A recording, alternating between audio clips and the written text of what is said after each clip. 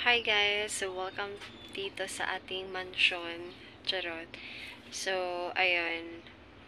I am staying here with my sis boarding house for how many days? Just yesterday. Ayan, dumating ako dito yesterday at around 5 na kasi nakapagchikahan pa ako doon sa store na binilhan ko ng kape. So anyways, good morning everyone. Today is 10:38. It's June 27, 2025. So yung gagawin natin for today will be our day-to-day vlog. Alright, so ayun, naayos ko na lahat ng gamit ko. Anyways, hindi naman sa kadamihan kasi meron ako dito na isang maleta lang and then yung maliit na lalagyan ng mga damit ko. So, yung gagawin ko ngayon is maglalaba tayo. Konti lang guys yung aking lalabahan kasi yung mga naisuot ko lang for 2 days. And hindi din naman ako nakapagbihis ng marami doon sa airport since I was there, ano lang din, 2 days habang naghihintay ng aking flight, which turns to delayed yung flight natin. So, ngayon guys, maglalaba lang muna ako and dadalhin ko kayo, syempre.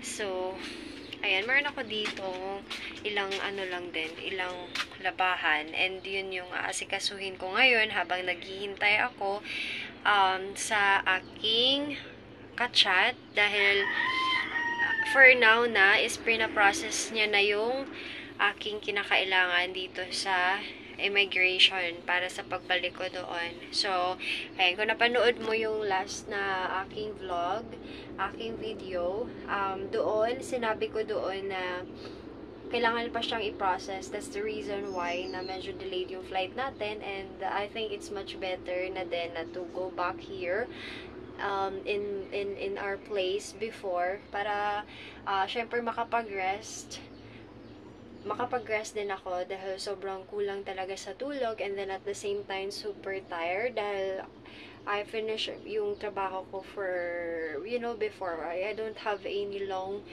rest and then preparations talaga. That's why I wasn't able to double check. So be mindful guys, if you are going somewhere else, then make sure, especially international siya, so make sure that you have you double check everything you need para iwas delay.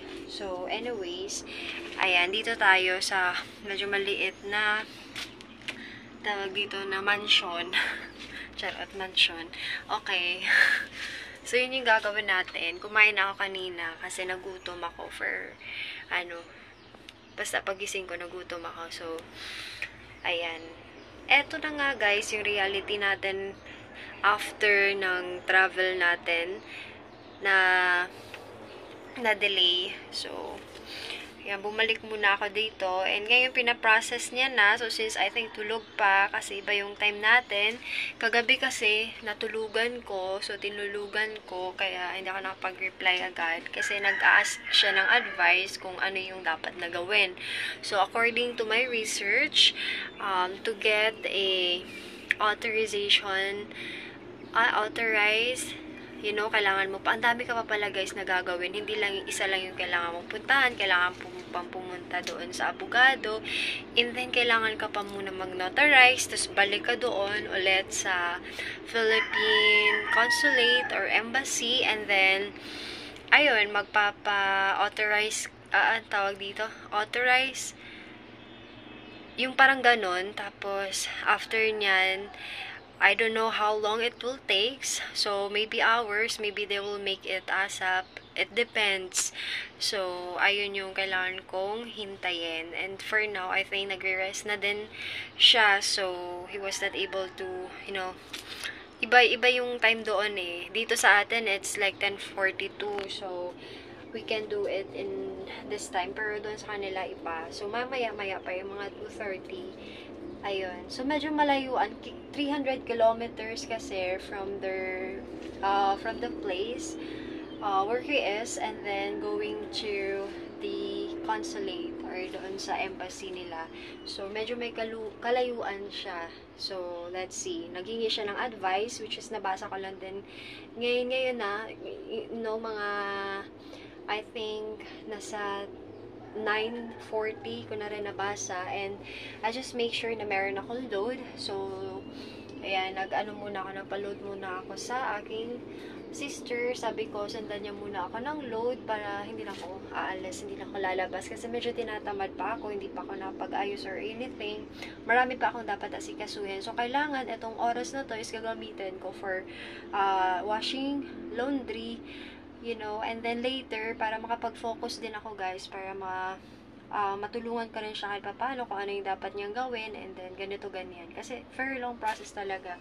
And, yun na nga, na-delayed na, so, 25 supposed to be, I was there in 26, pero delay, so, that's it. Kasi nga, inanapan tayo ng napaka-importanteng document. And for your informations pala, guys, this document is very important, no? Which is na-mention ko na din doon sa last vlog ko. And, kailangan mo talaga siyang gawin. So, be patient na lang. So, anyway, maglalaban ako, guys. And, i-update ko na lang kayo soon kung ano yung update or new update about it. Kung ilang oras, kung ilang days bago niya process, and at the same time, kung kailan din exact date na darating dito sa Pilipinas.